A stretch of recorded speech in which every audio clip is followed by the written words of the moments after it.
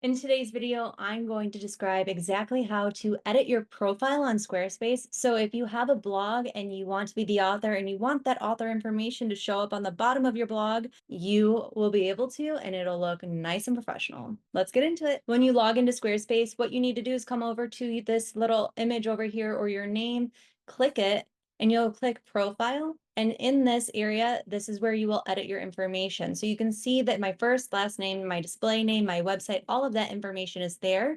And then I can add my bio information there. Not only that, but you can also edit out the photo as well. So if you want it to be your logo, you can have your logo there. If you want it to be a photo of you, whatever best represents your brand as a whole, I would recommend putting it there.